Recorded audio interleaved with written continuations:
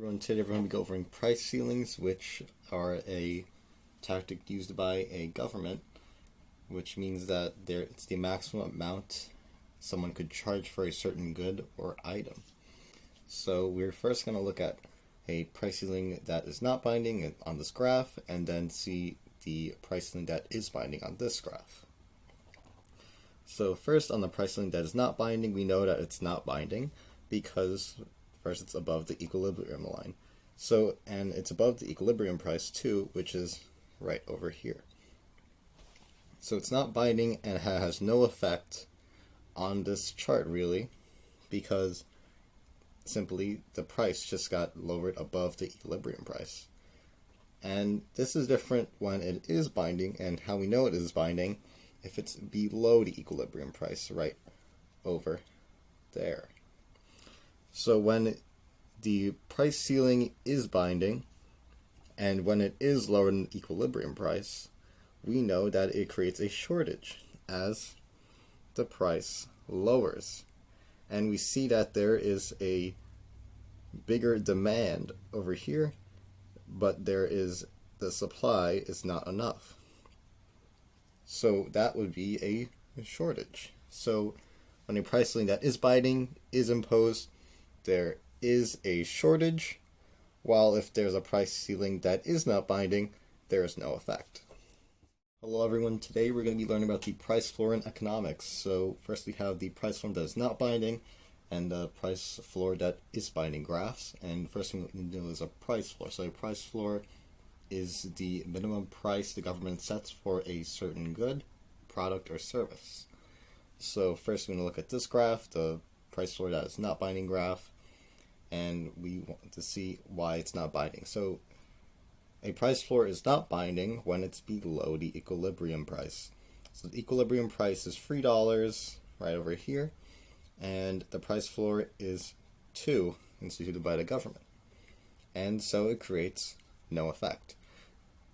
Then we're going to move on to the price floor that is binding, and over here we could see that the government made the price floor $4, and this creates a surplus. And we know it's binding because it is currently above the equilibrium price.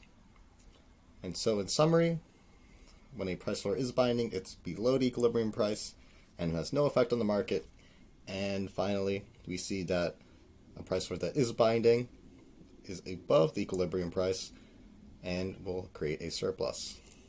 Everyone, today we are going to be talking about production subsidies and their effect on the market and on this quantity and price chart. So we need to look at the supply curve first. There's our supply and demand curves. And here is the equilibrium price. This is where P1 and Q1 align. This is the point.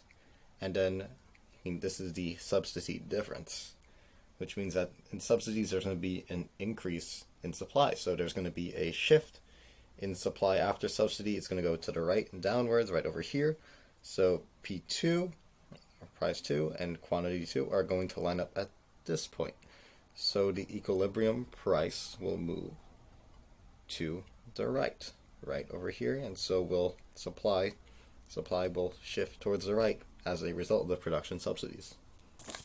Today we're going to be learning about the production quota of government intervention and its effects on the market in economics. So first we have our supply and demand curve right over here, and our equilibrium price is right over here. And so a quota is when a government decides to encourage or not encourage production of a certain good or item. So let's say in this example we're going to use oil. There's, let's say, 100,000 barrels of oil for the equilibrium price for the United States, and they said that we want to keep the price of oil to a certain minimum and the overall production of oil limited because of overall oil production. So they want to set up to 75 over here.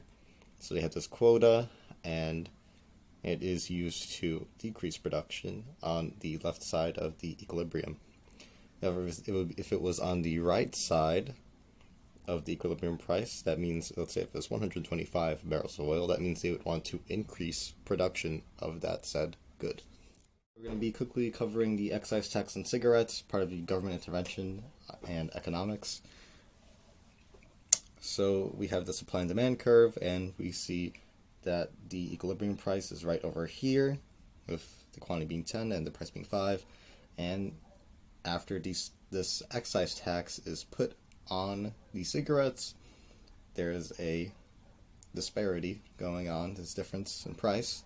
So we're going to see that it goes up to $7 right over here.